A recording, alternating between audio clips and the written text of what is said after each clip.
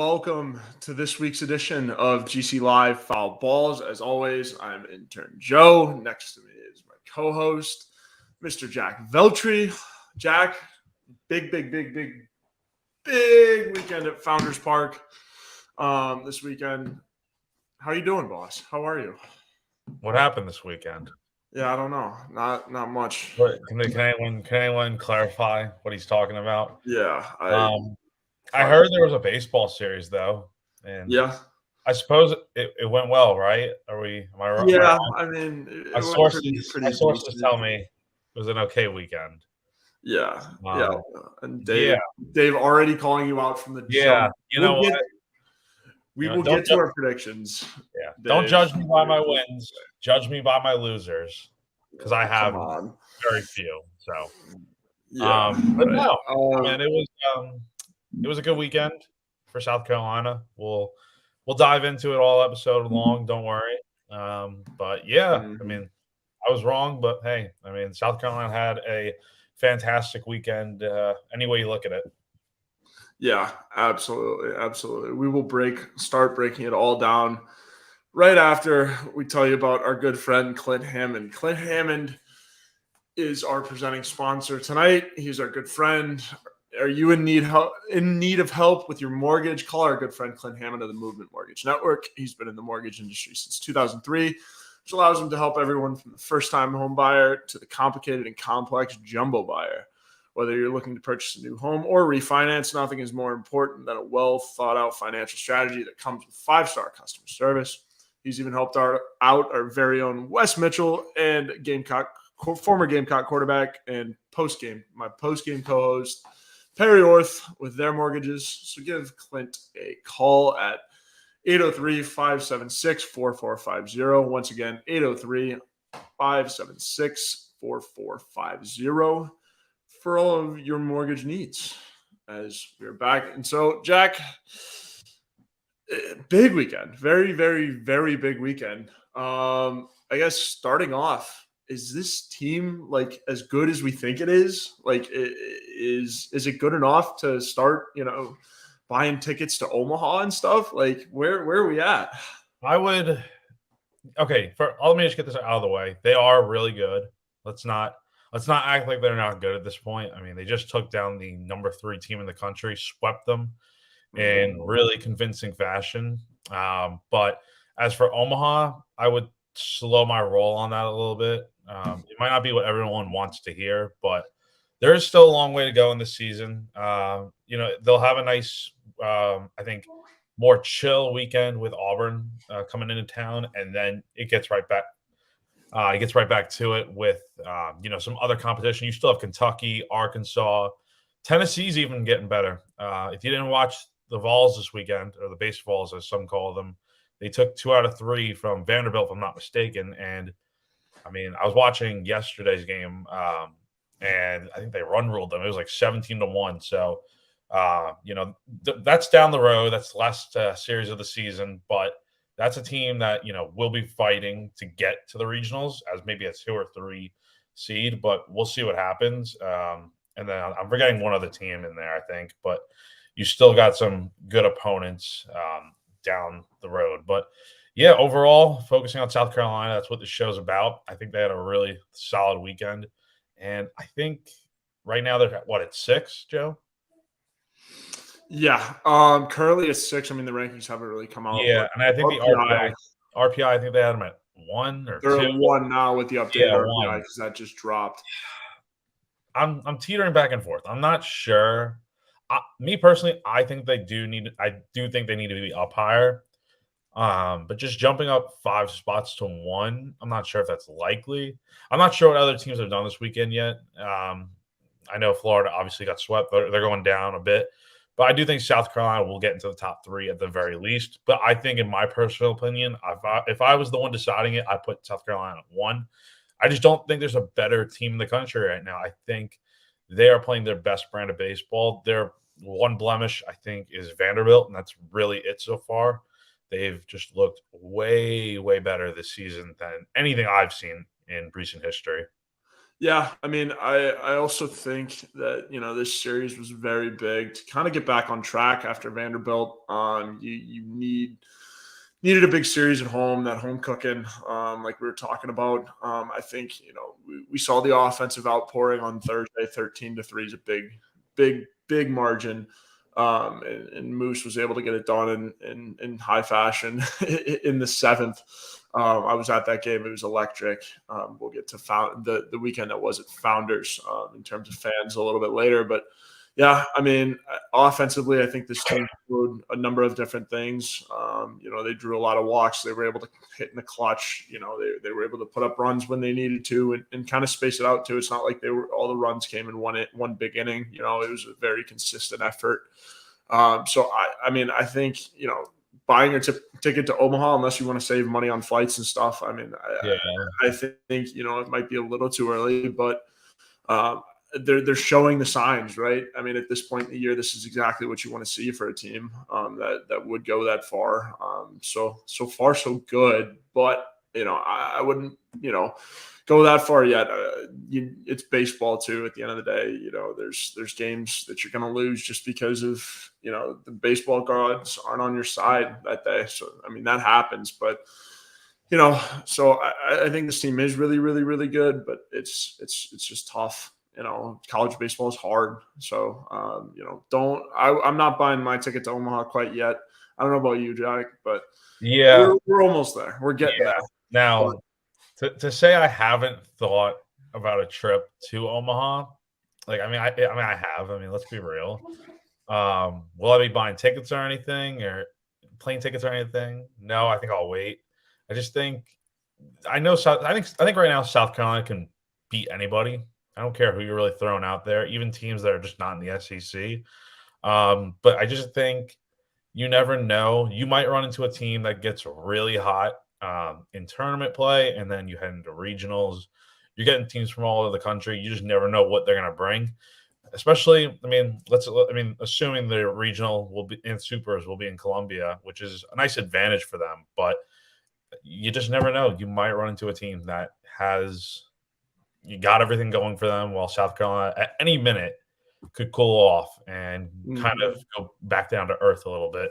But I think right now they're in a really good spot to get to Omaha. Yeah, absolutely. Before we obviously revisit our predictions, another question for you, Jag. What did this team show this weekend that, I mean, kind of gives you the hope that they can go that far and at least gives you the hope of long-term success and continuing to, keep this ball rolling and this momentum rolling? Yeah, I think like I said, they really show that they can compete with anybody. I don't. Yeah.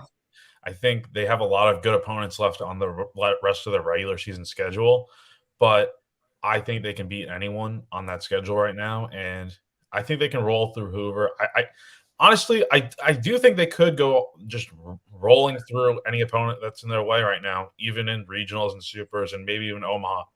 But it probably won't work that way. It's going to be a little tougher, I think, getting all the way there. But right now, I think based on this weekend, they showed a lot of spirit, a lot of fight, a lot of heart. They got the hits when they needed to. Their defense was it's still a work in progress, I think, especially in game 1 and 2. But I think they showed showed a good amount of bounce back from Vanderbilt when they lost 2 out of 3, because they could have just sat down and just done nothing about it. They could have just gotten swept this weekend or something with a big bad Florida team coming into town, but they didn't, and they showed up, showed out, and so did that crowd. That crowd, I think, really is an underrated factor of how good this team is. They really do make an impact on the game, and I mean, South Carolina is truly just a better home team than they are on the road. That's not to say they're a bad road team. I think that's the one thing left that they got to prove to me to, Yeah. show me that maybe I will buy a ticket to Omaha right now. They got to Yeah. be able to win that big series on the road, and I think they got Kentucky on the road. That upcoming back to back in May of Kentucky and then Arkansas is going to be tough. I don't know how they'll do. I think if you win 4 out of 6, I think you got to be really happy. If you take 2 out of 3 anytime, I think you're pretty happy. But if you can do that, on the road, maybe even sweep a series, then I think my confidence is just at an all-time high. But yeah, no, I think this team is really good, and they don't have a lot of weaknesses overall. Yeah, absolutely. No, I agree. I mean, I was also impressed with the bullpen and the way the offense just again kept going. Kind of also to what I said, able to hit in clutch spots. The vision was great this weekend. They drew 24 walks all weekend, which is absolutely trucking nuts. Like it's brazy, man. Like it's wild. 24 walks is a lot. I mean, they drew in Thursday and Saturday's games, they drew 9, and then they drew 6 on Friday. It's pretty good. Like I'm impressed, and it's hard to lay off of some of the stuff. And as iffy, I mean, there were complaints about the umpires, and there was plenty of jeers at Founders all weekend. But I mean, even with the umps being the way they were, to draw 24 walks is pretty darn good.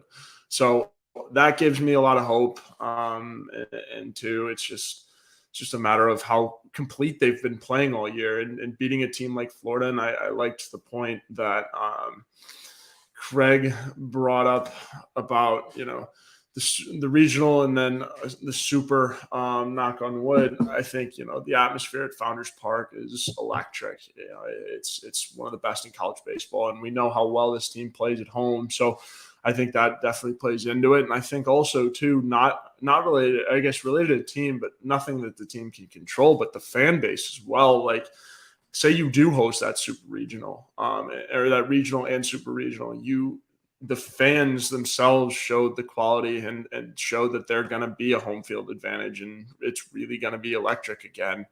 So I think, the fans brought their stuff as much as, the baseball team did, and it certainly will play an advantage in the regional and possibly super regional. But Jack, you want to revisit our predictions if we will? Yeah, let's do it. Well, Yeah. let me have you go first. So Uh-huh. that way we can start on a positive note, and then we can get to how wrong I was and all that stuff. Yeah, that's okay, Jack. It's all right. If you saw, I reposted the clip on Twitter. I called the sweep. I had the broom in the background because I said I could feel it coming, and you guys can see my name. It says fortune teller because yes, I did call the sweep. And so it's it was a good weekend for my predictions and whatnot. So if you again go over to my Twitter if you want to see the full clip. But yeah, I called the sweep. I said, obviously, I think they take 2, but it was in the air in Columbia this weekend. It was kind of fun, and I could just feel it. And Thursday was electric. I was there Thursday and Saturday, and both games were just electric, and you could feel it on both days, especially on Thursday. I mean, that atmosphere was insane. I was over on the berm with the students and whatnot, in this little student section, so that was fun. But I did, as my little description says, I did call the sweep.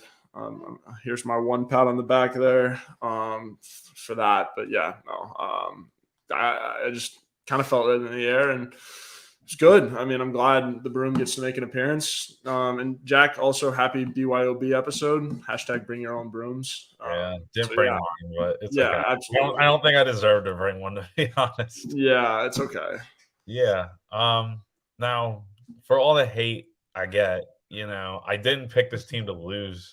Everyone acts like I picked them to get swept. I picked them to win 2 out of 3. So I don't think I was that far off. They did have, obviously, on Thursday, they had a really close game. And one thing I will say about my predictions, this gets swept under the rug for some reason. And I posted about it on Twitter. I said, someone's going to get this team fired up and started early in the first inning. I said Wimmer or Petri would go deep to start the game. And believe it or not, Ethan Petri, home run to start the game. And then they'd get to that Florida bullpen and just massacre them. And believe it or not, they did. So for all my wrongs, I got something right. But yeah, so I think 2 out of 3 was a fair pick. But just the sweep was always a possibility, especially. Yep. So Yeah, I think I'll learn my lesson, and it was at home cooking, Jack. yeah, I'll try to make better picks from now on. So my apologies if I disappointed anybody. Yeah, absolutely. Gamecocks, yes, I want a cookie. DM me for the recipe or something. I'll have you drop some insomnia cookies off. That would be wonderful. Thank you. And so getting into the offense, a lot of bright spots this weekend offensively. Home run wise, unfortunately, Florida Gulf Coast hit 8 home runs this weekend, which is just stupid. So they are now alone in second for the D1 lead, 2 behind Florida Gulf Coast. And so 2 behind Florida Gulf Coast. The Gamecocks hit 4 home runs this weekend. Moose hit a big one on Thursday. Or no, did he homer? No, Friday. Yeah, he homered Friday. Yep. And then Petri homered Thursday, Friday, and then Wimmer obviously on Saturday. But being able to homer in every game, I think that's very true to your identity. It keeps it rolling with the. I'm trying to think of the word. Can't think of it right now. But yeah, no, I mean, staying true to your identity with hitting the home runs, it helps, even if they don't come in bunches. Like even though you're only hitting 4, it still keeps the offense rolling, keeps the offense consistent. So it's pretty big when you can still homer as much as they did. Yeah, I mean, that's the thing, though. You don't have to hit all those home runs to win. I think it's a good thing to hit all those home runs, but it's not going to be it should not be the end all be all for this team, because they're way better than that. They like you said earlier, they drew 24 walks this weekend. They see the ball well. They read pitches. They work counts. They do the little things right. They get the hits when they need to, and they showed it all this weekend. And they played really well. So, I mean, 4 home runs. I think someone said last week that they need to hit 45 home runs or something, but they hit 4. So, I mean, it's not a ton as we're kind of used to, but they did the other things right, which I think is more important than just going deep. So, yeah. I agree. Again, like you guys heard me talking about the 24 walks. I think that's a big stat for this team. And as well as they do hit, especially with the home runs and everything, I think it's a big stat. It shows that they're, again, like Jack said, doing them both. Like they're well-rounded hitting team, and even though the umps weren't the best, being able to deal with that as well and still draw 24 walks is pretty elite. But yeah, moving on into our hitter of the series. Jack, you want to go first? Yeah, my hitter of the series, I thought it'd be a little more impressive before looking at the stats, but after I looked at it, I was like, okay. But a lot of guys hit really well this weekend, and his hits were kind of in crunch time, a little more important hits. My hitter of the week is going to be Cole Messina, who went 3 for 14, which is a 214 clip, but that's not the important stat of this. He had 7 total bases. He had the pseudo walk-off RBI double on Thursday to run rule Florida, and then he homered on Friday, and then he drove in 4 runs this weekend. So, I mean, he only had 3 hits, but they were the big kind of important hits. One of the 4 home runs this weekend. He had the big RBI double, and then just he plays a good game behind the plate too, I think. So overall, hitter of the weekend. There's a lot of guys to pick from, unlike the last time we were here. But yeah, Cole Messina, my guy this week. Absolutely, I love it. And I think an easy take would be Petri here, but we're gonna get into that and how he's got his own segment pretty much, just on how ridiculous he's been. Yeah. And so it's quite ridiculous the tear the freshman has been on. And so my hitter of the series is Michael Braswell. He was nails all weekend long, 4 for 8, 7 total bases, 1 RBI, 5 walks, 3 doubles. All the doubles were on Thursday. Obviously, his bigger game was on Thursday, but I mean, Braz had the best series he's had yet. It was pretty elite series from him, and obviously too. I mean, we'll get to the pitching and defense in a second, but I mean, Braz's glove was one of the best out there in the field, making flashy plays left and right. So he was really good. And I say hitter my series without Petri because, again, like I said, this is the best Braz has looked. And if I'm being honest, I think the benching at the beginning of the year helped him a lot. I think it kind of forced him to, work a little bit more and dedicate more time to his craft. And so I'm certainly happy for him and being able to hit a little bit better. And again, he was nails, especially on Thursday, man. I mean, it was so much fun to watch. He was really feeling it and stuff. So he was good. But yeah, that's my hitter of the series. And again, we'll get to Petri. I mean, that kid, he's not from this earth, but it's quite ridiculous what Ethan Petri's been able to do. But again, we'll get to him. Yeah, we're not leaving him out to dry. No. But don't worry, we're not that stupid. Absolutely not. Absolutely not. So it going into segment 2, obviously the pitching and defense. It's pretty darn good, Jack, if I do say so myself. Yeah, I thought the pitching just from top to bottom was really good this weekend. There weren't any big blemishes from the stat lines that I noticed. Maybe James Hicks on Saturday giving up a few runs, but overall he pitched really well, so can't complain there. But I really loved, I think the thing that stood out to me was the starting pitching, and we'll get into them, but they all gave you pretty good length, especially Will Sanders. He gave you 6 innings, and then you get Jack Mahoney and Matthew Becker giving you 5 innings apiece, getting through 5 innings, might I say, not, getting into the, 4 1/3 inning pitch, not being able to get out of the 5th inning. You get through 5 innings. So that's definitely really big, in my opinion, showing that you can work through this really tough Florida order a few times and get out of jams. And then the bullpen, I think, is going to be a really big strong suit down the stretch. You're going to need them to pitch well and rack up innings. And you got a lot of guys to pick from, in my opinion. Even guys that didn't pitch this weekend, I think, really did good. You had Nick Proctor and Dylan Eskew pitching big innings on Tuesday. They went multiple innings, and I was there. They looked really solid. So, I mean, you got so many options to pick from, in my opinion, wouldn't you say?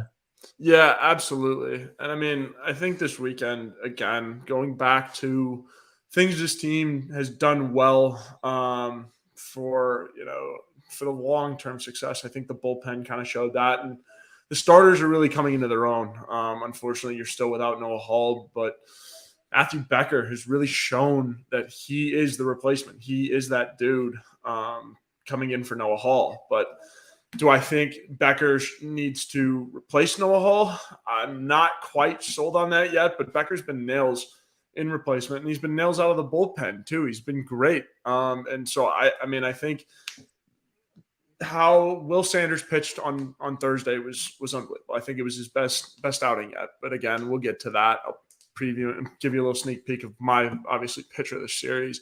It's not really a hot take there, but yeah, I mean, I think the bullpen was great. Eli Jones had a good outing on Saturday. James Hicks came into a lot of good spots, was able to dominate on Thursday. And then, obviously he didn't have the greatest day ever on Saturday, but still looked good.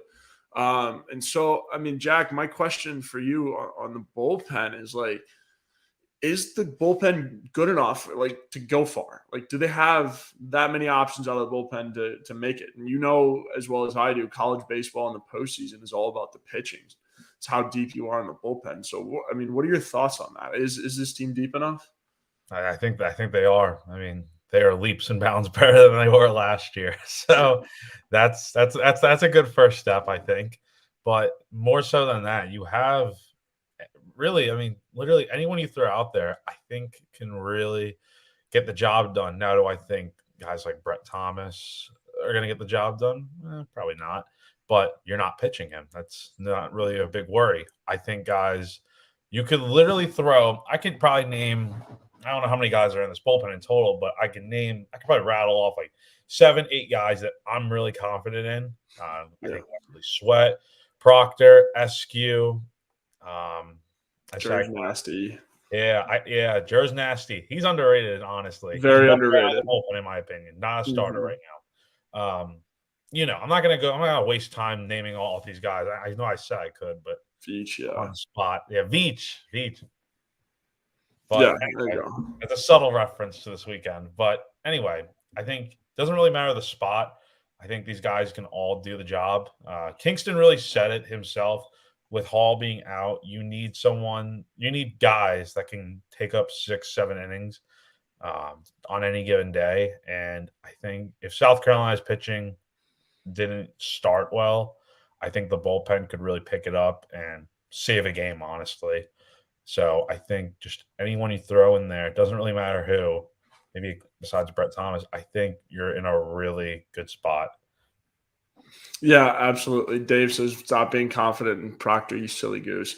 It's kind of funny, Dave. Yeah, I agree. I think the bullpen is elite. Proctor is one of those guys too. We haven't seen as much of him, I think, because he was Yeah. one of those guys that needed to get his mojo together. But I'm also kind of confident with him. Thought he was going to be the closer, but I mean, talk about Veach. I mean, how good he's been. Like, it's ridiculous. Just another level. What was the nickname that you saw from high Oh school? yeah, I'm glad you brought that up. Yeah. Because some of my friends I was at the game with, played high school ball with him, with Stoney, those friends. But apparently they called Chris Veach in high school the junkyard dog.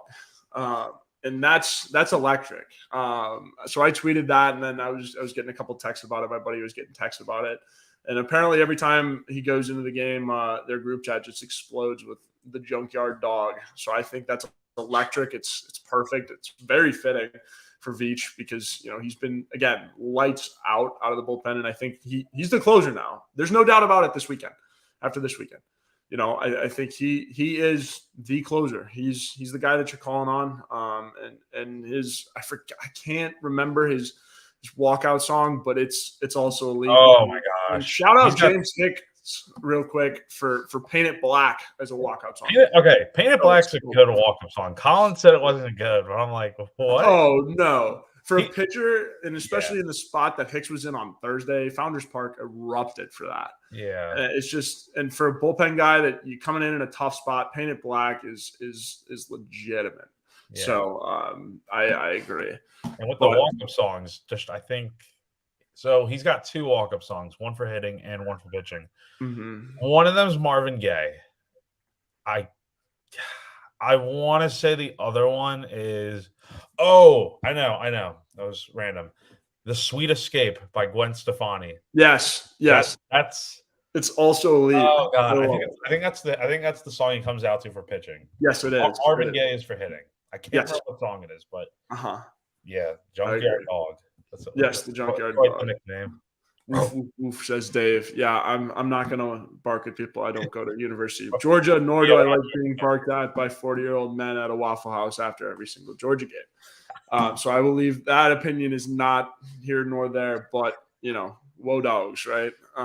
But anyways, Jack, I want to get into the starters before we get into the pitchers of the series. Just kind of break down, who impressed you out of the starters and just how good were they, man? All of them really impressed me. Will Sanders, number 1, gave you a great start to this weekend. He pitched 6 solid innings, and then you get a really good outing from Mahoney, I think, and then you get just as good of an outing from Matthew Becker, who really has stepped up. I think he's the underrated 3 in this rotation. If Hall's down for the rest of the year, maybe, then I think as long as Becker is pitching well, you keep him in that spot. He's shown before he can pitch against these really good teams. It's not really a surprise to me, at least, because he did it last year, back-to-back weeks against Texas and Tennessee, who I think were both top 3, top 5 in the country by that point. And he's doing it again. Obviously, I think he got off to a pretty slow start this year. It was about like a month ago in Greenville. He just struggled to get through the first part of the order against USC Upstate. But then now he's really getting into a groove. So I think this weekend, presuming he pitches or starts against Auburn, I think he's really going to have a good time. I think I could see him maybe going 6, maybe going into the 7th. Against that Tigers lineup. Yeah, I agree. For me, obviously Sanders was probably the best one. Mahoney was really, really, really good. Got 5 good innings out of him, 5 hits, 2 earned runs, 3 walks, 3 strikeouts. And so obviously those 2 guys Sanders, his outing was probably the best that we've seen him all year. Rest of the season. Yeah. And then Becker, BP Becker, his outing was also very, very, very, very, very good. If you know what I'm talking, if you know, you know. I'm not going to elaborate on that one. But anyways, getting into our pitchers of the series again, I kind of alluded to mine a little bit. Mine is Will Sanders. I figured I'd go first since I'd been alluding to it, and it's no secret. Will Sanders probably my pitcher, the best one in my eyes. 6 innings pitched, three hits, three runs, 2 of them earned, 10 strikeouts, and 3 walks. Obviously, again, it was his best outing yet. We've said it before, and we'll say it again.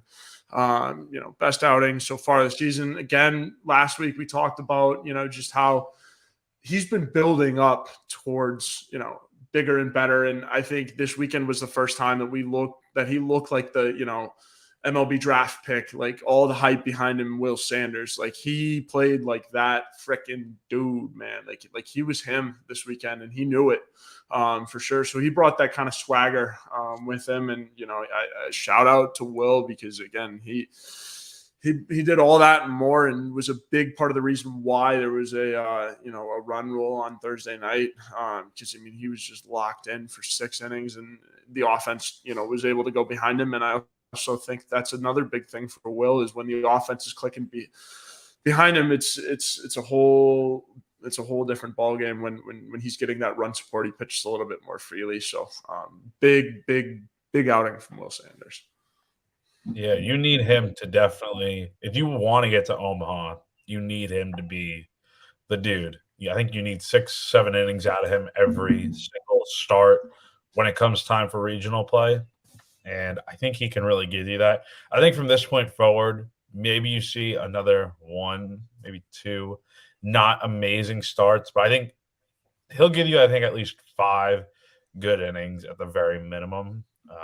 But yeah, he's gonna get some real good tests coming up, like I said, with Kentucky and Arkansas and eventually Tennessee to end the year. So yeah, if he could pitch well against those teams, then I think he is set up for a nice run.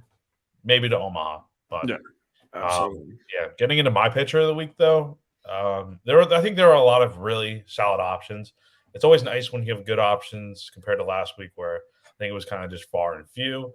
But my pick would be Eli Jones this week. He gave you 3 really good innings after Jack Mahoney worked really well through that Florida lineup in the 6th, 7th, and 8th innings. He gave up 3 hits. He didn't walk any, and he struck out 4. Or no, he did walk 1. I'm sorry, and he struck out 4. So he was really good this weekend. I think the big inning for him was the 7th inning, where he allowed 2 guys on base with 1 out, and then he was able to work out of the jam. He struck out the final batter he faced in the 7th, and he just gets all fired up on the mound. I feel like we saw that a lot this weekend. A lot of guys showing emotion, not really caring what anyone thinks, and just doing their thing and shoving it against a good Florida team that could be really good and scary at times. So, yeah, Eli Jones was really impressive. There are a lot of guys we could pick from this. I think James Hicks was good. I think Chris Veach was really good. But and obviously the starting pitching was solid. But I think you want to sometimes go with the more underrated picks, dark horse picks. And I think Eli Jones has really stepped up this year since Tommy John surgery last year. Yeah, I agree. It's a really good pick, especially out of the bullpen. Eli was definitely shoving.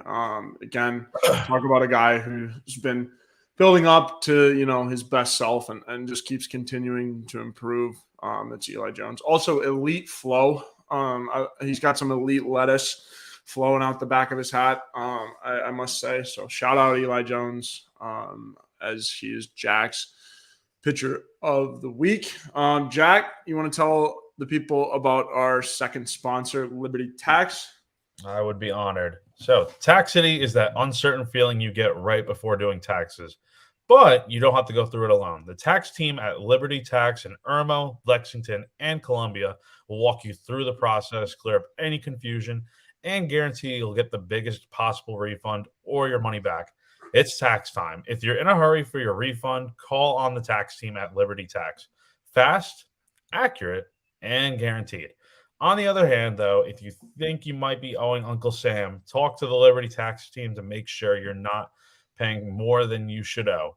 They'll find every possible deduction for you. Locally owned and operated, staffed by tax professionals from your neighborhood, open 9 to 9 weekdays and 9 to 5 Saturdays. Multiple service options start through Liberty Tax mobile app or through desktop portal. Make an appointment or just walk in, give a call to upload your tax documents, and when you come in, your return will be ready to review and sign. And the Liberty Tax phone number is on screen there.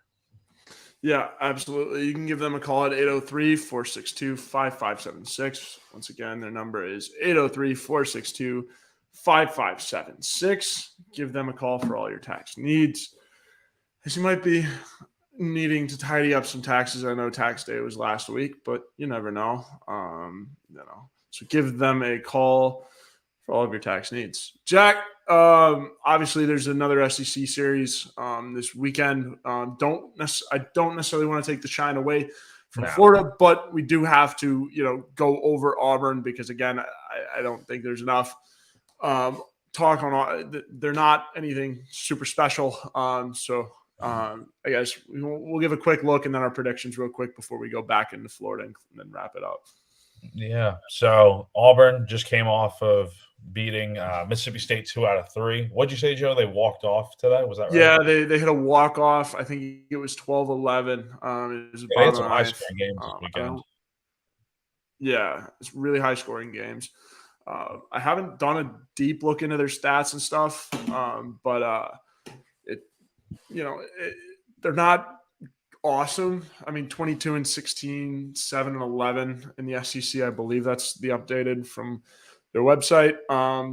So not a whole lot to really, look into. It's not like it's a Florida or Vanderbilt, a traditional SEC powerhouse and foe. So getting on to our predictions just really quickly. Jack, what you think? Yeah. Well, first off, I will say, if you don't know about Auburn much, I'll just give a quick little look.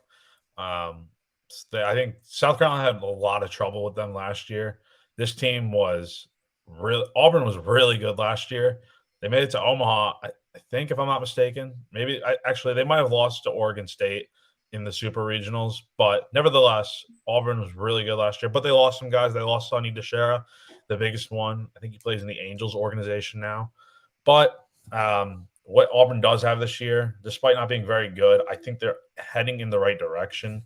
They got 2 really good starts this weekend from their rotation and 1 bad one, which leads me to think their bullpen isn't they're not really that good. It could kind of be like a Florida situation almost, but I think you do need to watch out for Tommy Vale, who is Auburn's Friday night guy. So just that's one name to probably watch out for. But getting into my pick for this weekend, I think I'm just going to just go on and say it. I think that South Carolina's going to sweep this series. I think Auburn's not that good, and South Carolina is really good. And plus, the series is at home. If it were at Auburn, I'd probably say a closer 2 out of 3. But the fact that it's at home, I think just everything is rolling right for South Carolina right now. They're hitting well. They're pitching well. Their bullpen's on fire right now. They're clicking all the right buttons, and I don't really see it slowing down at all this weekend. Yeah, absolutely. I agree with you. Broom is going to stay out for this part. I think it should be a sweep. I'm going to say they take 2, but again, should be a sweep. But realistically, they take 2, and something baseball happens. I don't know, though. In my mind, it's really hard. I mean, maybe I haven't been around, South Carolina baseball as much, but without a midweek game or something, and not that they were going to lose the midweek game anyways, but back-to-back sweeps, I don't, maybe I'm not as confident in it, but I will say I think they should sweep. It should be, kind of take care of business and move on to Tennessee, I believe, is the next weekend, correct? Yeah, Tennessee's the last weekend of the year. Okay, so, You get Winthrop next week in Rock Hill, and then you get to go to Lexington, Kentucky, I believe. I think, right? Yeah, it's either that or Arkansas. I'm sorry, it gets all mixed up. Your point is you're facing a good team next week, and Auburn, they're not bad, they're not great, but I mean, just like Joe said, this is a team that South Carolina should sweep if everything goes according to the plan. Absolutely. So back to Florida before Q&A. Again, if you guys have questions, please keep commenting. We love the Q&A segment. You guys know we do. I know you guys love the Q&A segment as much as we do. So keep it coming. We've got plenty already. We'll keep it electric. We'll keep it going. But yeah, back to Florida. Just kind of looking at, how they got it done and what pushed South Carolina over the edge. And I kind of want to start this segment off with, how good the crowd was at Founders Park. It was damn good. Dare I say damn good, man, all week. Yeah, God, I hate saying it. I wasn't there this weekend. But it was, from what I could tell on highlights and TV and all that stuff, really good. My famous girlfriend at this point was there in the front row, and she was just saying how crazy it was and all this stuff, and how Founders really brought the energy. So I believe it, and it definitely looked like it made it a tough atmosphere for Florida at the end of the day. So they couldn't handle it. So that just goes to show how good these fans are for their team. Yeah, absolutely. Gamecock Baseball tweeted out. I don't know if anyone had seen it. I'm sure you guys have seen the tweet. But the fourth time since opening of Founders Park in 2009, all 3 games in the weekend were sellouts. That's electric. I know the cockpit was electric all weekend. I had a blast in the cockpit on Thursday. I was on the berm. Such a fun spot to watch a game. And the heckling, I'm proud of the hecklers. Cannot say whether or not I was doing any myself. If I was, if you heard me heckling, I can assure you it was all G-rated and it was all good fun. Hecklers and everything, like it was electric. It was Founders Park at its best. And again, I don't know if it's a good thing or a bad thing, but one of the funnier things about Founders Park, especially when Florida comes to town, is the group of students that waits down by the dugout and waits for them to walk out and get the info. I think that's hilarious. Yeah. I don't know whether or not it's a good or bad thing that we should be lifting that up, but whomever you are that does that, good work this weekend. It was quite funny. I got quite a kick out of it, especially on Thursday when we were some of the last people out and we could hear you chirping. So good on you for that. But and I also put in the notes another Michael Braswell was talking about it. He said, "I've been to Mississippi State, Auburn, Georgia. There's nothing like Founders Park when it's packed.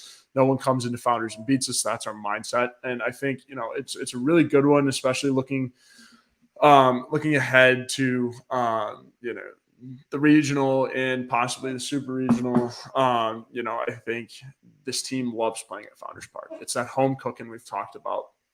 I just think they're better at Founders Park. So if they can, play their way to Omaha by playing at Founders Park, like that's ideal. That's exactly what you want if you're South Carolina. And I think it's definitely some motivation too to have the best fans in the world behind you at Founders Park at home.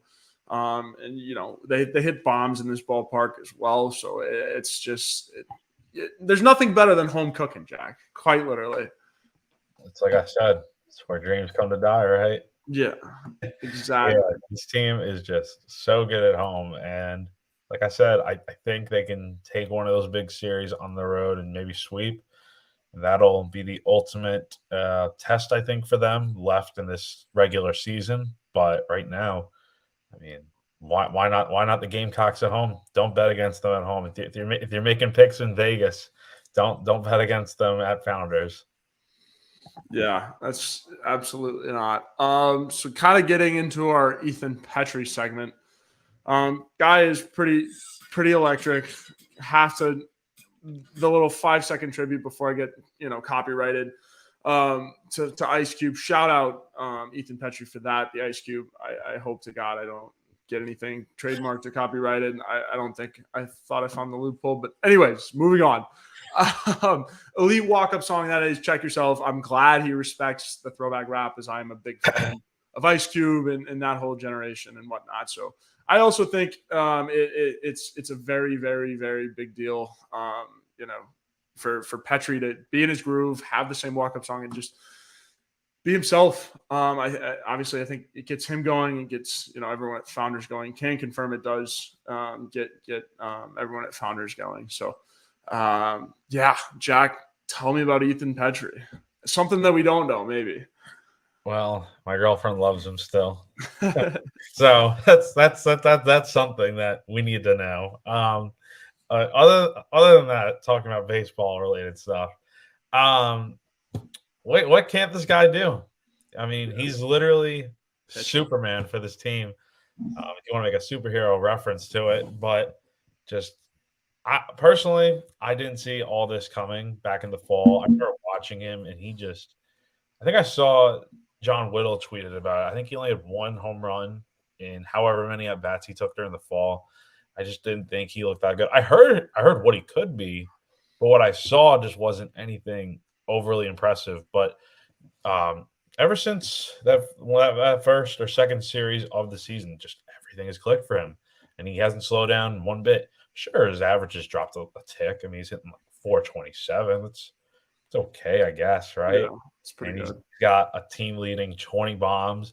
And what was the stat he just broke this weekend? Was it hits or RBIs? The freshman RBIs. RBI record. He's up to 64 now. I mean, it's stupid at this point how much production he's providing. It's ridiculous. 20 home runs on the year. He's broken Justin Smoke's program record. I think it was 18 or 19. It was 16, and then he broke it with 17. Yeah. Okay. So yeah, it's just stupid at this point what he's doing. With the baseball bat. It also again broke the freshman RBI record. 64 RBIs is just downright insane. It's stupid. And is there anything he can't do? I don't know. I haven't seen him pitch, Jack. I mean, I haven't seen him play football. I don't know. Like, I haven't seen him play any other sports. I haven't seen him, pitch yet. He did pitch in high school, though, I think. Yeah, I heard it was nasty. Yeah, so he was. I think he was supposed to come here as a two-way player. So I bet you he can hit 90. But he also plays a pretty good outfield. Yes, I think he saved a run on Thursday with a nice diving catch. So I mean, this guy is. He's human, I think, but I mean, not sure about that. I like Dakota's point. You can't run fast, but the old saying goes, if you can hit bomb, you don't need to run fast. Well said, Dakota. I like that. Jack, you brought up superheroes, and this question just ran to mind. If Ethan Petri were a superhero, who would he be? Oh, damn. Don't get me started. All right, for DC, I'm going to go with – he kind of gives me that, he does give me the Superman vibe, the Clark Kent kind of vibe. Good guy, outside of the superhero, outside the costume, nice guy. But when he's in the costume, man, it's down to business, and he's really good. Now, for the Marvel side of things, who would you pick for Marvel? I don't know. I mean, hot take is Star-Lord because he's like, he's got the music taste, and he's just, but Star-Lord messed up an Endgame, so there's that. But Infinity War. I'm going to say Thor. He's a god amongst men, if you will. The way he's swinging the bat right now, and it's pretty ridiculous. So I like the pick with Superman. Thor would probably be my Marvel take for Ethan Petri. Yeah, sound off in the comments what you think. What superhero would Ethan Petri be, and why? Yeah. He gives me that Captain America, Steve Rogers, super soldier vibe. Just it kind of makes sense actually. I mean, when you think about it, just Steve Rogers, he needed the super soldier serum to become big and stuff. But when he did, he was unstoppable. And it's kind of like Petri in the fall. Think about it. He didn't have the super soldier serum, and he just wasn't that good in the fall. But now that he's got it, he's hitting like a monster, and there's no going back at this point. So I feel like that's a fair comparison. Yeah, absolutely. And I mean, to me, I think the serum is definitely the ice cube. It is. I love it. Yeah, absolutely. So that was a kind of a off the rip question there, but it's 427, 20 homers, 64 RBIs. We talked about it. Top 5 in homers, RBIs, slugging, total bases, top 15 in average. It's stupid. Like it really, like I don't. It's ridiculous. And it's not just freshman of the year we need to be talking about. No.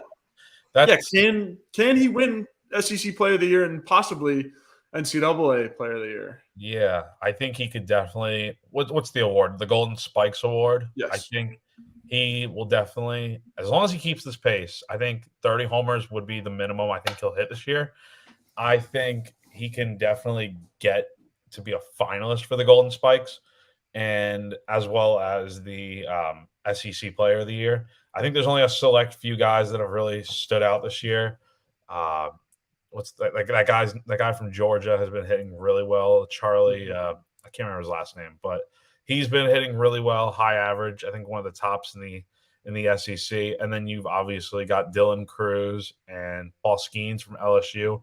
I think those are another 2 really good guys. But for South Carolina, if you got to pick one guy to be that dude, I think it's definitely Petri. He's just been leaps and bounds best player possibly in the country this season. Mm-hmm. Absolutely lights out. And I guess our last point on the Florida series, we talked about it the week before, but Jack Caglione didn't really the pitching was able to shut him down in a big way. Quickly going over his stats before we get to Q&A. 3 for 11, 2 RBIs, 1 home run, and 5 Ks. That's pretty good. Something you should hold your head high on if you're this Gamecocks pitching staff. I mean, D1 leader in home runs, obviously been talked about quite a lot coming into this one. And, I mean, they locked him down. Yeah, the question I think coming into the series was, we know he can hit, but can you stop him? And then also, he's not the best pitcher, so can you hit him? He throws hard, but can you hit him? And I think mission successful, in my opinion. You swept the series. That's the most important thing.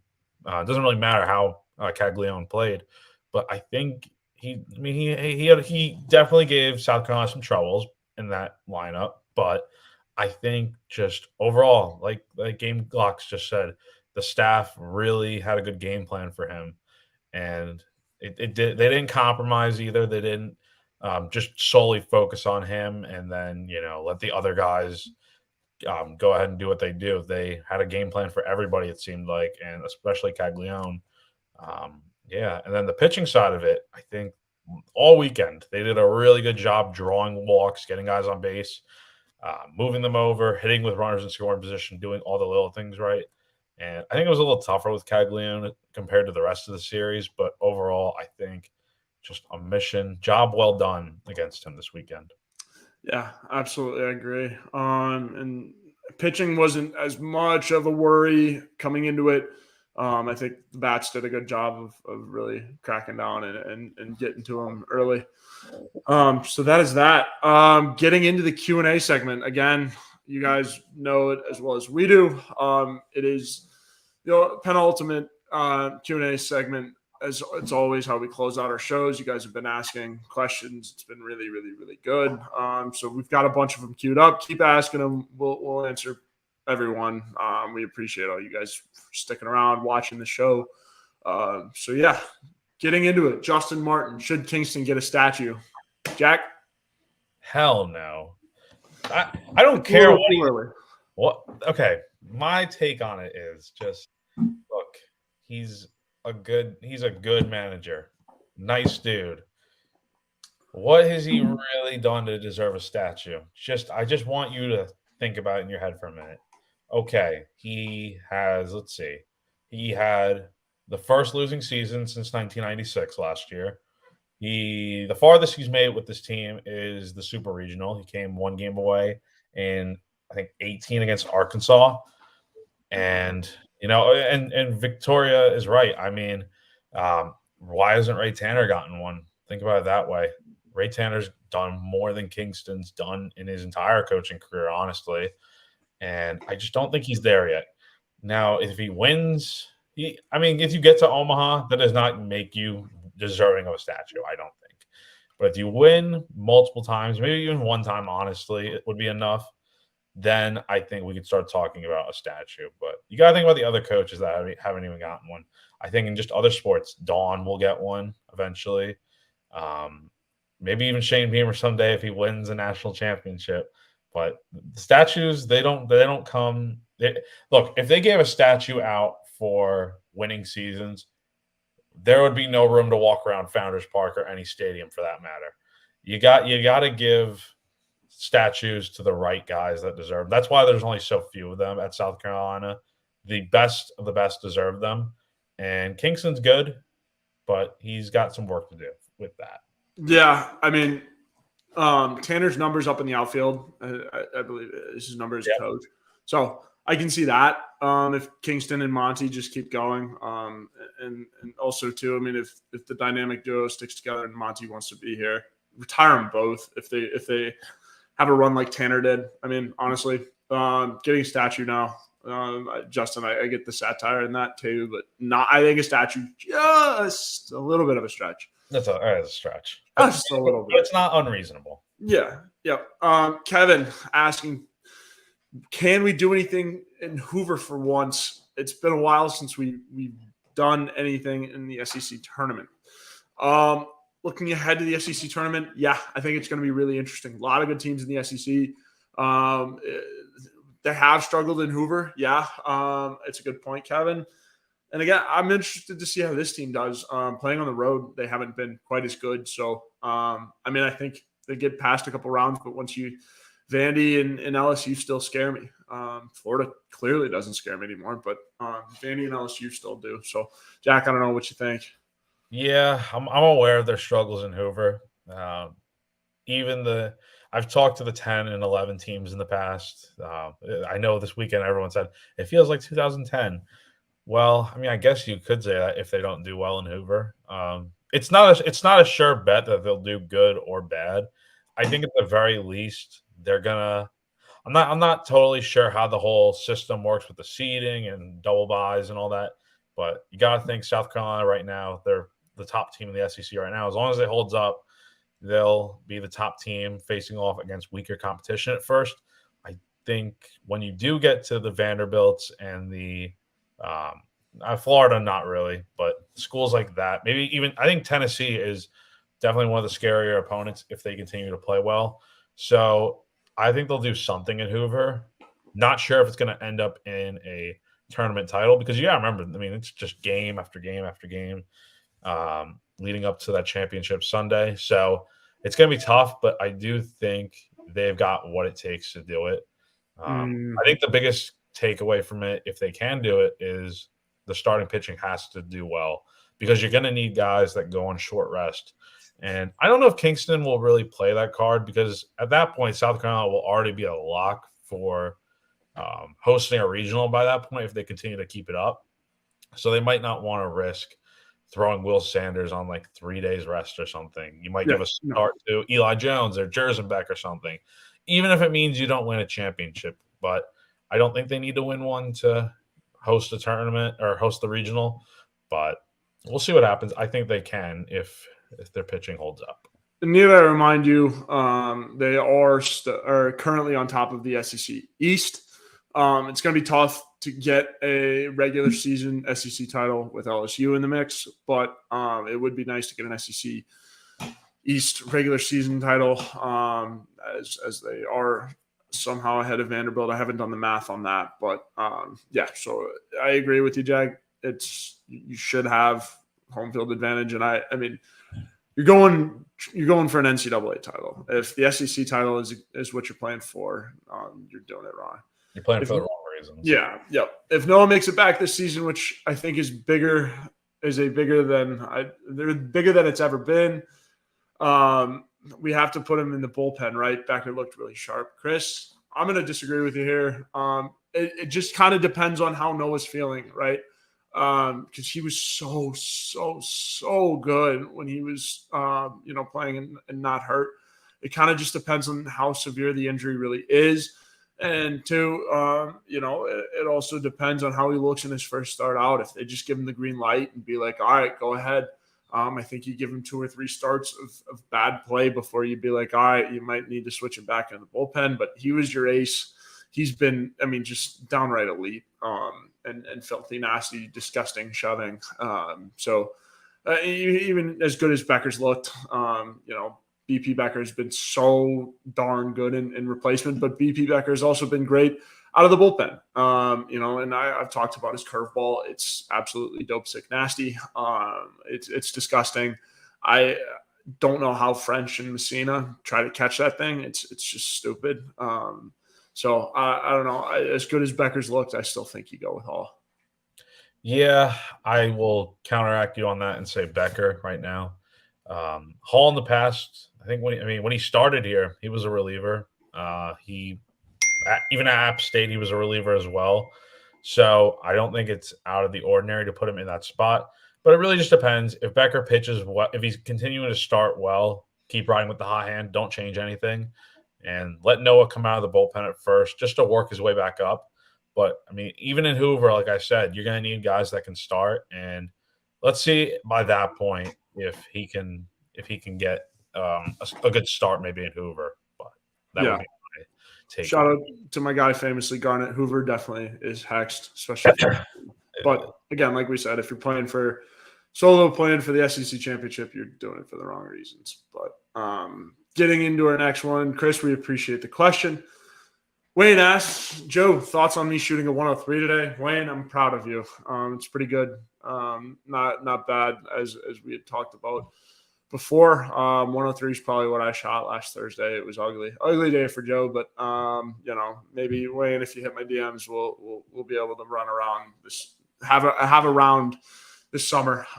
So pretty good on that one. Jack and Joe, why are Frenchie and Trout Jr. the MVPs of the team? What do you got for me? I mean, I think Trout Jr. makes a darn good case of your defensive MVP. I don't know, though. The way Braz is, making stops left and right. It's pretty good. Frenchie, I mean, I guess you can give him the morale MVP. Frenchie's hilarious. He's very, very, very, very, very freaking funny. So I guess that, Dave, if you want to justify it like that, those are your two MVPs. But I have just a hunch that that Petri might take home the slugger, and Sanders or Mahoney or even Hall, depending on when he gets back for pitching. But, yeah, both bring good vibes to the team, though. Oh my God, Evan. They definitely need. Just anytime I'm there, even when I'm not there too. Just I see how much different the energy with this team is. And it's not just because they're winning. Even when they're down by runs, I see them getting into it in the dugout and stuff. They're having fun.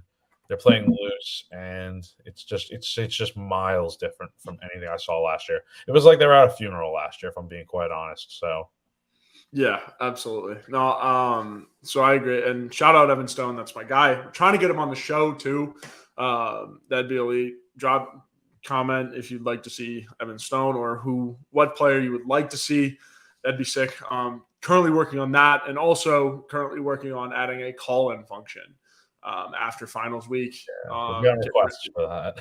Yeah, absolutely. I don't know if we're ready for that, but I will be working on it after I turn in all my final papers and have time to try and figure that out. So we're getting there.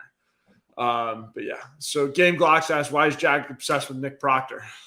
Look, man, I'm not gonna go into a whole speech like I did last week.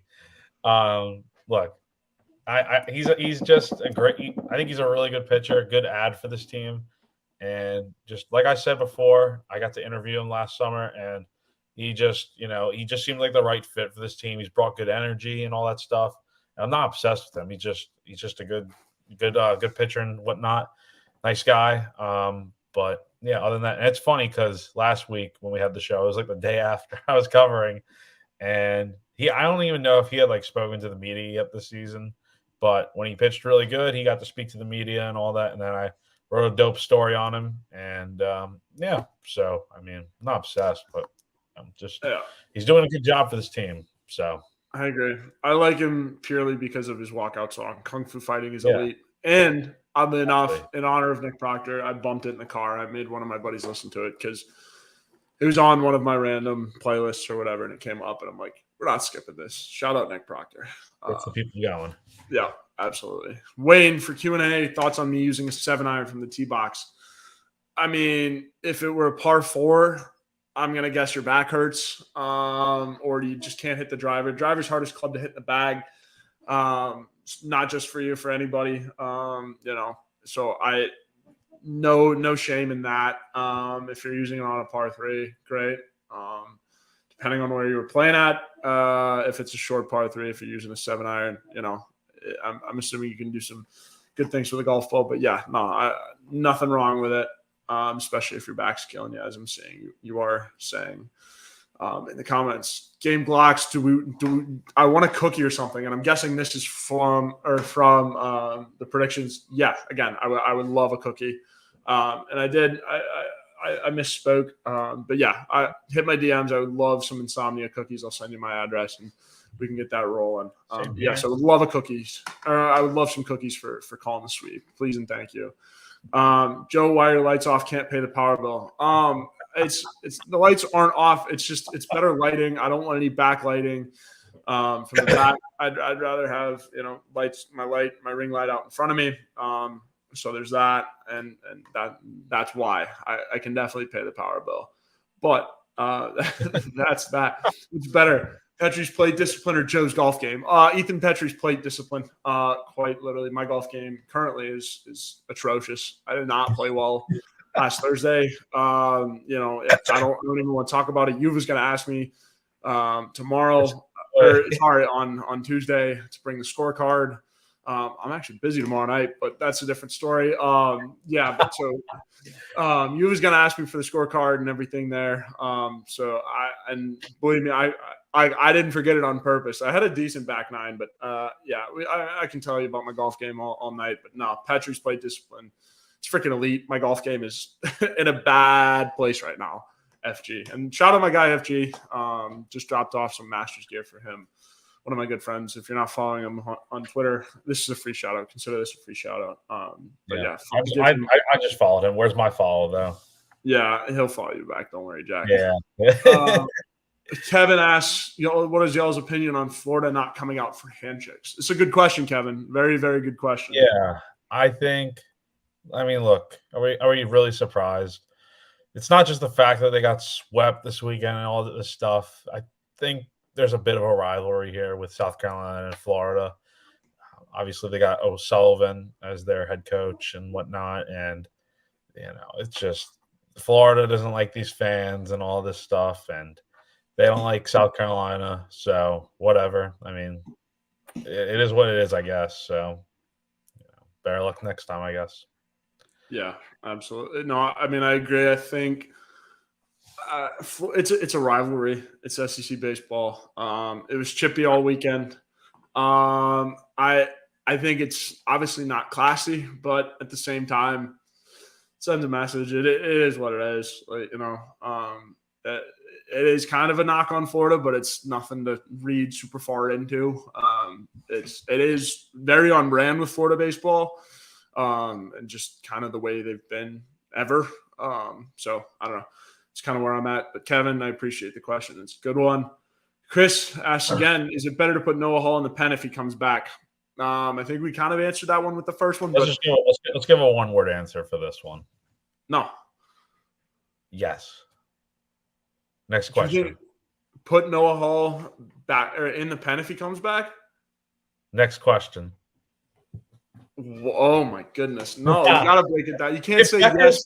Well, then you leave it the way it is. If he's not pitching well, then let's put him in the rotation. He was the ace, dude. Like what he was throwing before the back injury was stupid. You gotta understand. It's ridiculous. There's no rehab starts. There's only sim games and all this stuff. You're facing you really want to pitch against Tennessee first time back? Yeah. Yes. I do. I don't know, man. I don't know. So good. And maybe, I don't know. Maybe he comes back. I wouldn't mind him throwing a game in the SEC tournament either. There's that. Yeah.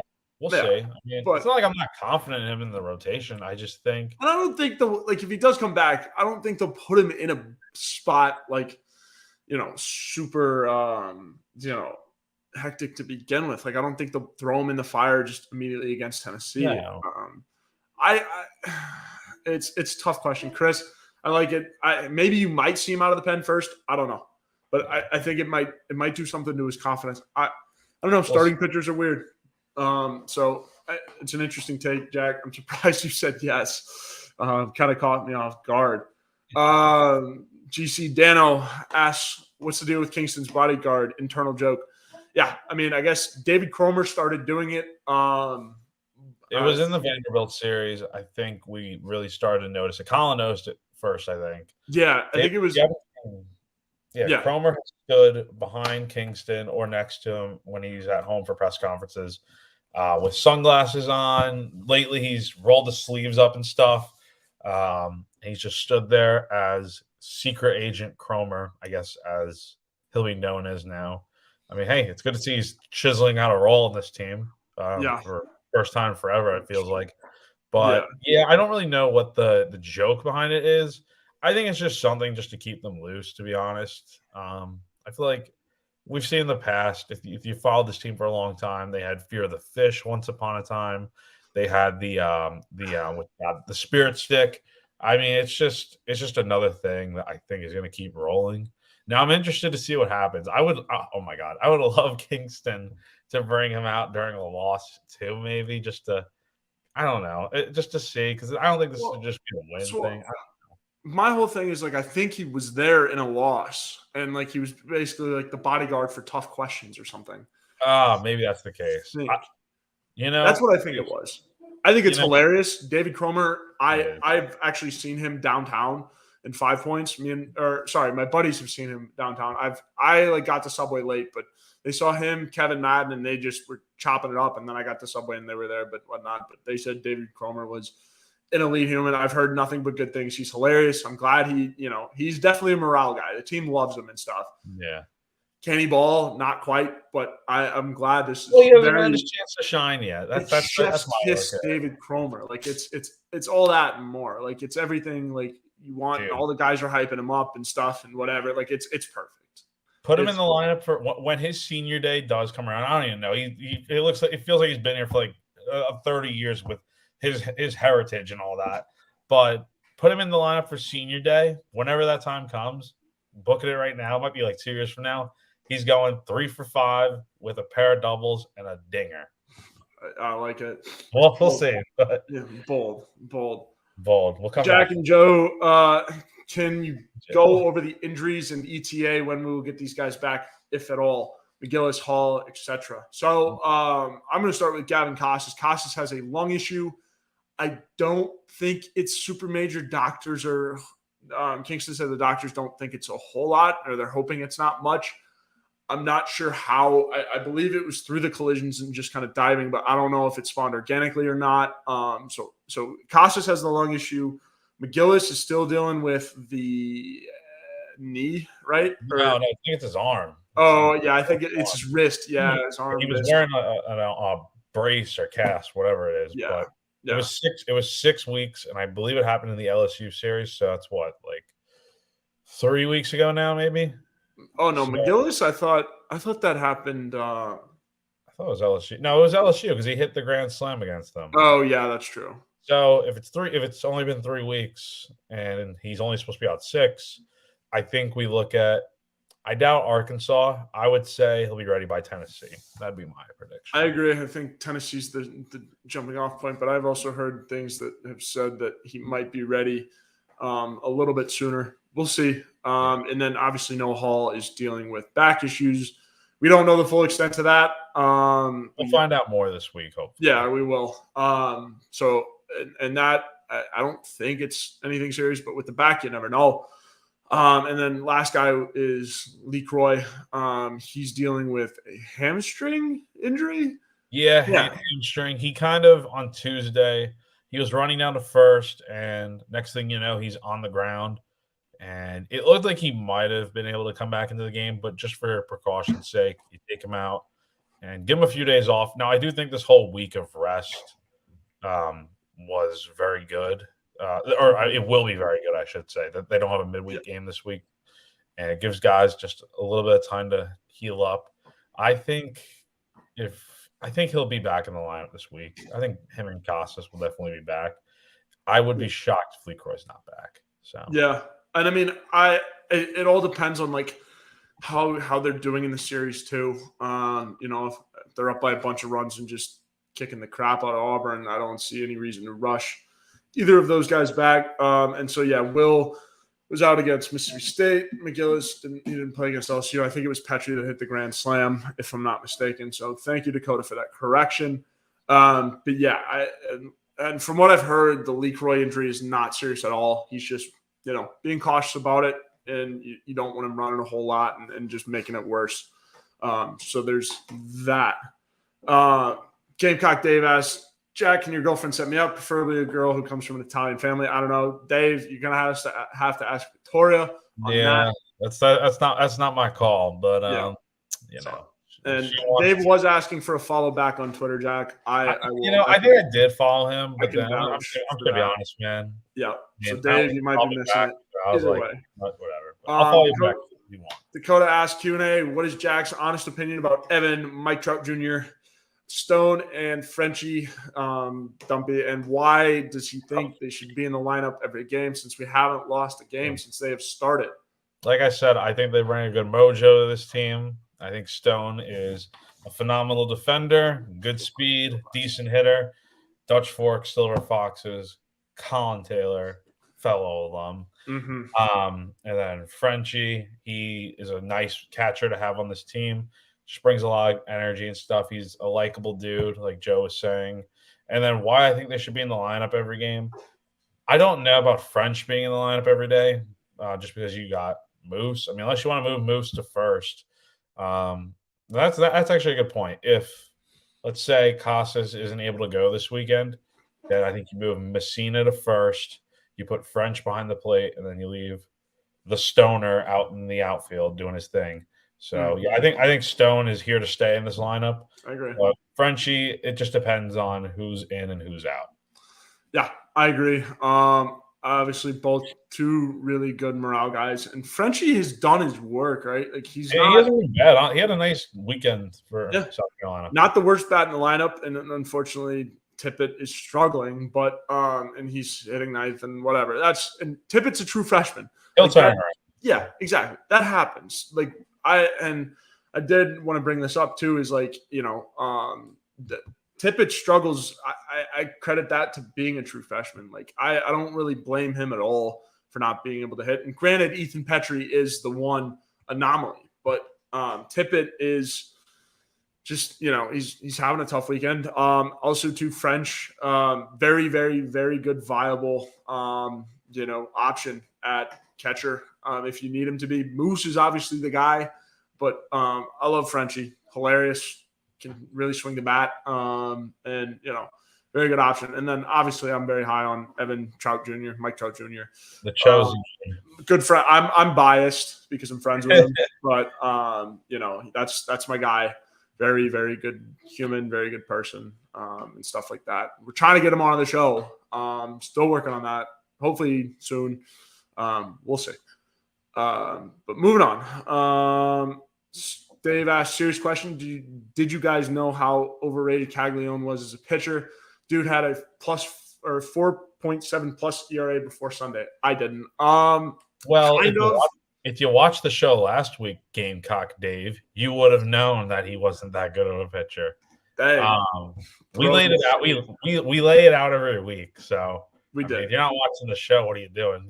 You come to us for the best info. I know Dave was watching last week. I'll stand up. I know. I'm teasing, but he wasn't. Yeah, he's not really that good, honestly, as a pitcher. I mean, we said he's the Italian Shohei Ohtani. Well, maybe like rookie Shohei, because Shooky. Oh my God. Shohei was not the best pitcher, but he was a damn good hitter his first year in the MLB. So overrated as a pitcher, but pretty good as a hitter. I agree. I didn't remember the stat, but I did remember hearing about him not being as great as a pitcher. So Dave, I'm glad you brought that up, as you did. You brought it up when we were talking about Caglione. So, I don't know, to my own horn here, but on Thursday night when he struck out a bunch, I spelled his name with 2 Ks, Jack Caglione, two Ks. It's funny, Joe. I know. Thank you. Yep, I know. Moving on. Who is the better baseball team, top to bottom, LSU or South Carolina? I've been arguing with LSU fans all day. Their pitching staff isn't as good. Their lineup isn't as good. Jack? At the time when they did play each other, I'm just gonna be honest. When they did play that third game, I think LSU probably wins. Sorry, but who cares? But now that we're a few weeks removed, oh God, this is tough. I think South Carolina is probably better right now.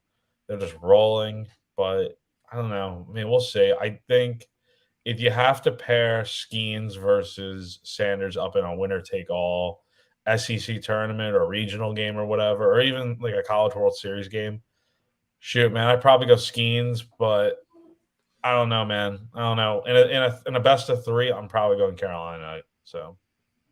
Yeah. Best of 3, probably Carolina. A fully healthy South Carolina team wins. And so sorry, my grandfather was calling me. Turn your phone off. It's not, my laptop doesn't silence that, but I apologize. I will call him after the stream. But anyways, no, I think everybody, you have McGillis healthy, you have, Hall healthy. I think they win the best of 3. Ooh, 1-on-1. Hall at his best, and McGillis versus Skeens. I think it's close. Skeens is pretty damn good, man. Yeah, Skeens is pretty good. I don't know. I know if I were to say head to head, they'd lose. It'd be interesting. I don't know. I think it's a coin flip head to head, but in a series, I think they win. Fully healthy South Carolina wins. Kevin asks, can we end up with the number 1 overall seed? I think it's possible if you were to win the SEC tournament. And that would probably include beating LSU. Even if, if LSU just somehow finds a way to lose 2 games and they, South Carolina didn't have to play them and then they do end up winning the SEC tournament, it's just, I guess so, yeah. Now, let's see.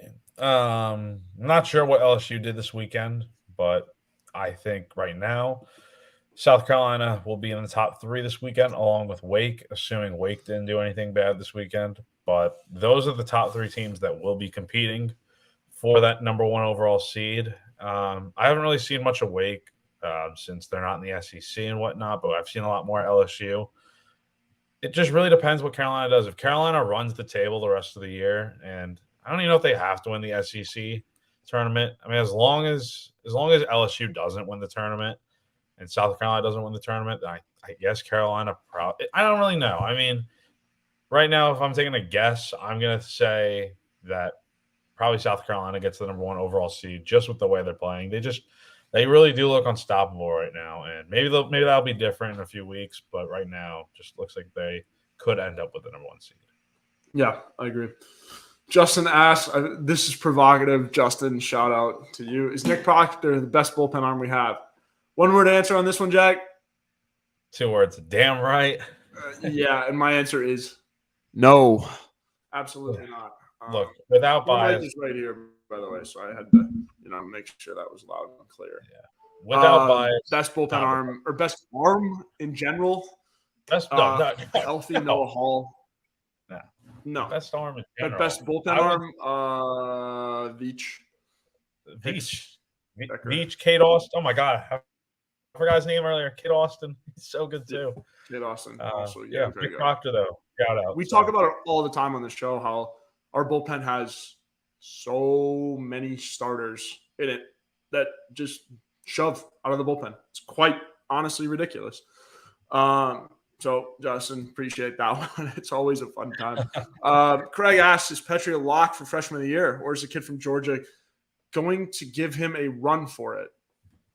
I do think the kid from Georgia, let me do a quick Google search, but I do think the kid from Georgia is really good. Now, from what I've seen from him, he's quick. He can hit for a high average, and he does it all right. I think he's still towards the tops of the SEC, or not just the SEC, just the top of baseball in average and whatnot. However, I just think Petri's on a world of difference right now. Think about it this way. I'll break it down in a simple way. You put that dude against Petri in a series. I mean, South Carolina swept Georgia earlier this year. So Petri is think about it. He's the MVP for South Carolina right now. The pseudo MVP for Georgia didn't get it done against South Carolina. So I think he's the freshman of the year without question. Yeah, I agree. I think freshman of the year is easy money. Player of the year, like the Golden Spikes, it's gonna be tough. And then he's definitely making a case for it. And then SEC Player of the Year, I think, is a little bit more realistic, but also at the same time, the SEC's best conference baseball. So I don't know.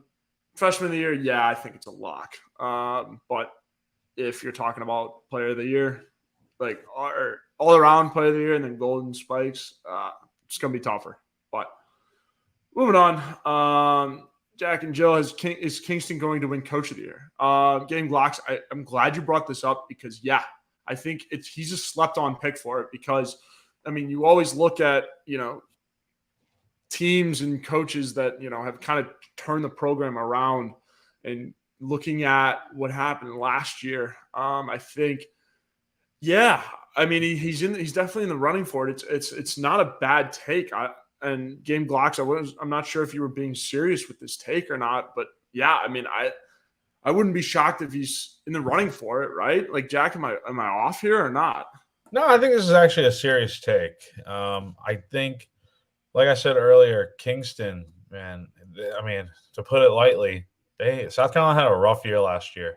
Just nothing really. I mean, yeah, they won a few big series here and there, but they finished under 500 for the first time in forever. And you could just feel it by the end of the season. Kingston and this team were just out of it. They were in a funk, man. By the time the SEC tournament came around, I mean, it's almost like they were probably like, thank God the season's over. Like they just weren't going to make it to they weren't going to make it far in Hoover. They weren't going to the regionals or anything. They would need a miracle to get there. Now this year, I mean, it's taken everyone by storm around the country. South Carolina's probably the most talked about college baseball team right now. And last year, they definitely were not. So to see them take this big of a 180 so quickly, too, and do such a good job getting transfers and bringing in recruits, he is definitely my Coach of the Year, probably by a long shot right now, unless I'm missing somebody. Yeah, I know. That's kind of how I feel. And so, yeah, Gamecocks, good question. It's a realistic take, and it's definitely not out of the question. So yeah. He's not getting fired this year, by the way. No, he's not getting fired. He will. I can guarantee you that. I'll put my mortgage on it. Shout out our good friend Clint Hammond of the Movement Mortgage Network. With that, yeah. But anyways, I think that's a good one to close on as well. Yeah. Thank you guys for tuning in. This was a whole lot of fun. I mean, it's a blast all the time when the brooms can come out. Hopefully we have them out again next week. After Auburn comes through town, it'll be a nice little Tuesday off for everybody. I will be with Uva, so make sure you guys tune in since you're not watching the baseball game. Talking Tuesday nights. But anyways, as always, I'm Intern Joe. That's Jack Veltri. Thank you guys for tuning in. Enjoy the rest of your Sunday nights. And I heard there's a little rumblings of a space going on. So let me know what this space is. I definitely might have to head over to that. But yes, anyways, thank you guys for watching, listening, commenting, all of it. We appreciate you. All right, good night.